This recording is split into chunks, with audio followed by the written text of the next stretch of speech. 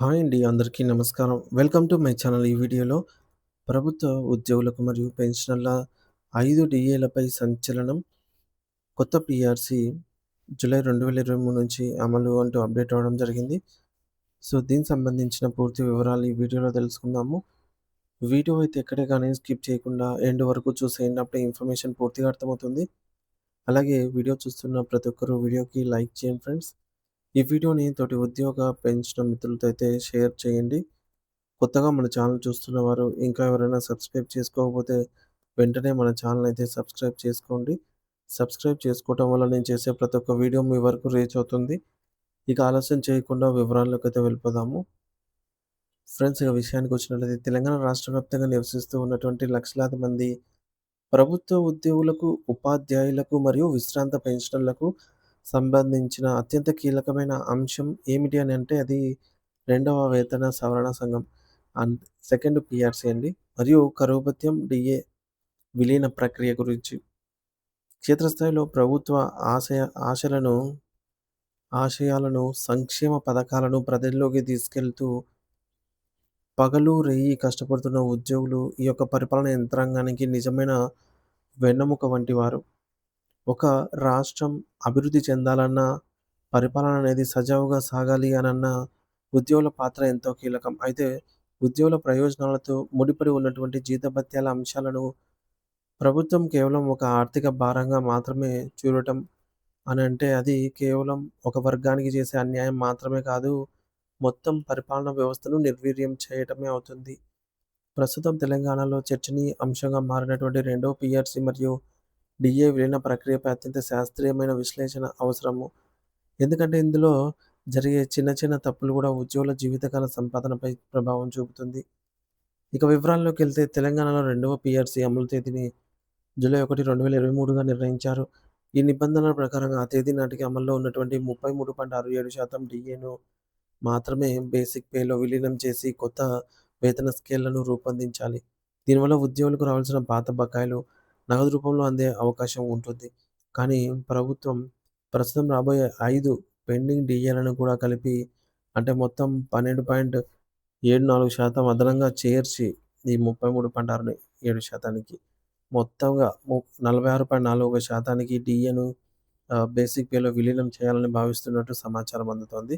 ఇది పైకి చూడటానికి జీతం భారీగా పెరుగుతున్నట్లు కనిపించినప్పటికీ, లోతుగా పరిశీలిస్తే ఇది ఉద్యోగులకు ఒక పెద్ద శాపంగా మారే ప్రమాదం ఉంది. ఇలా పెండింగ్ డీఏలను ముందే విలీనం చేయటం వల్ల ఉద్యోగికి రావాల్సిన భారీ బకాయిలు, డీఏ అరియర్స్ నగదు రూపంలో అందవు. దీనివల్ల ఉద్యోగి తన అత్యవసర అవసరాల కోసం కావాల్సిన తక్షణ ఆర్థిక వెసులుబాటునైతే కోల్పోతాడు. అంతేకాకుండా పీఆర్సీ అమలు తేదీ తర్వాత వచ్చే డీఏలను ముందే విలీనం చేయడం అనేది సర్వీస్ రూల్స్‌కు మరియు రాజ్యాంగబద్ధమైన నిబంధనకు విరుద్ధం అన్నమాట.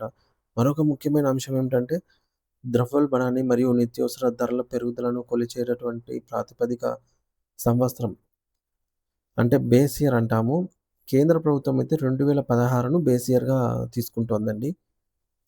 సో, ఈ యొక్క బేస్ ఇయర్‌ను ఆహ్, తీసుకొని ఆధారంగా చేసుకొని వేతన సవరణ చేస్తోంది. కానీ మన రాష్ట్రంలో ఇంకా 2001 బేస్ ఇయర్‌ను ప్రామాణికంగా తీసుకుంటే మరి తెలంగాణ ప్రభుత్వ ఉద్యోగులకు తీరని అన్యాయం జరుగుతుంది కదా! 2021 నాటికి ఏమేమి అమల్లో ఉండేవి? అప్పట్లో ఏ ఏ ఖర్చులు ఎంతెంత ఖర్చులు అవి ఇవి. సో, ఇప్పుడు మారుతున్న దైనందిన జీవితానికి అనుగుణంగా అదనపు అవసరాలు ఉంటాయి. వాటిని పరిగణలోకి తీసుకో అంటే అవి అవి ఇప్పుడు రావన్నమాట. సో, ఇది చాలా ఓల్డ్. ఆనాటికి లెక్కల్లో కేవలం ఆహార పదార్థాలకి ఎక్కువ ప్రాధాన్యత ఉండేదన్నమాట. కానీ నేటి ఆధునిక జీవనంలో విద్య కోసం మనము లక్షల్లో ఫీజులు కట్టడము, వైద్యం కోసం ఇప్పుడు 10,00,000 ఇట్లా ఈ విధంగా వైద్యము ఒకవేళ హాస్పిటల్‌కెళ్తే జేబులు ఖాళీ అయ్యే ఈ రోజుల్లో మరియు రవాణా ఖర్చులు, ట్రాన్స్‌పోర్టేషన్ ఖర్చులు విపరీతంగా పెరిగిపోయాయి. 30% కంటే ఎక్కువగా పెరిగాయి. అలాంటప్పుడు పాత బేస్ ఇయర్ 2001 సంవత్సరంలో బేస్ ఇయర్‌ను వాడటం అంటే, ఈ యొక్క పెరిగినటువంటి ఈ ఆధునిక ఖర్చులను ప్రభుత్వం లెక్కల్లోకి తీసుకోనట్లే అన్నమాట. వీటిని లెక్క వేయనట్టే కదా! ఇప్పుడు ఫలితంగా ప్రభుత్వం ప్రకటించే ఫిట్‌మెంట్ ఎంత ఉన్నా ఉద్యోగి వాస్తవ కొనుగోలు శక్తి అయితే పెరగదు. సో, పీఆర్‌సీ ఇచ్చినా నిరుపయోగమే. అలాగే విలీన ప్రక్రియలో ఉపయోగించే లింకింగ్ ఫ్యాక్టర్‌ను శాస్త్రీయంగా నిర్వహించకపోతే కొత్త వేతన స్కేళ్లలో ఉద్యోగి రియల్ వేతనం ప్రస్తుత ధరల కంటే తక్కువగా ఉండే అవకాశం ఉంది.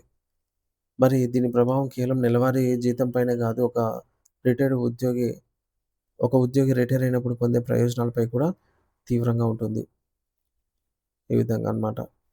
పీఆర్‌సీ వల్ల ఇన్ని జరుగుతాయి. ఇక గ్రాట్యుటీ, కమ్యుటేషన్ మరియు పెన్షన్ లెక్కలన్నీ కూడా ఆ సమయంలో ఉన్న మూల వేతనం బేసిక్ పేపై ఆధారపడి ఉంటాయి. మరి బేసిక్ పే పెరుగుదల గనుక శాస్త్రీయంగా లేకపోతే పదవీ విరమణ సమయంలో రావాల్సిన లక్షలాది రూపాయలు ప్రయోజనాలు ఆవిరైపోతాయి. ఇది ఉద్యోగి యొక్క వృద్ధాప్య భద్రతను ప్రశ్నార్థకం చేస్తుంది. మరి ప్రభుత్వం ఈ యొక్క సమస్యను పరిష్కరించడానికి తక్షణమే కొన్ని పటిష్టమైన చర్యలు చేపట్టాలి. ముఖ్యంగా ద్రవ్యోల్బణాన్ని ఖచ్చితంగా అంచనా వేయడానికి 2026 బేసిక్ పేనైనా ప్రామాణికంగా తీసుకోవాలి. పెరిగిన ధరలకు మరియు ఉద్యోగుల పనిభారానికి అనుగుణంగా గౌరవప్రదమైన ఫిట్‌మెంట్ ప్రకటించాలి. జూలై 1, 2023 నాటి డీఏను మాత్రమే విలీనం చేసి, మిగిలిన 5 పెండింగ్ డీఏలను బకాయిలుగా ఉద్యోగులకు నగదు రూపంలో విడుదల చేయాలి. మరి ప్రభుత్వం తన ఉద్యోగులను కేవలం ఒక ఖర్చుగా కాకుండా సంక్షేమ రాజ్య స్థాపనలో భాగస్వాములైన పెట్టుబడిగా అయితే చూడాలి. ఉద్యోగి ఆర్థికంగా సంతృప్తిగా ఉన్నప్పుడు మాత్రమే పరిపాలన పారదర్శకంగా, వేగవంతంగా మరియు ప్రజలకు ఉపయోగపడేలాగా సాగుతుంది అనటంలో ఎటువంటి సందేహం లేదు. సో, దీనిపై మీ అభిప్రాయం ఏమిటనేది ఖచ్చితంగా కామెంట్ సెక్షన్‌లో కామెంట్ చేసి తెలియజేయండి friends. Thank you for watching this video.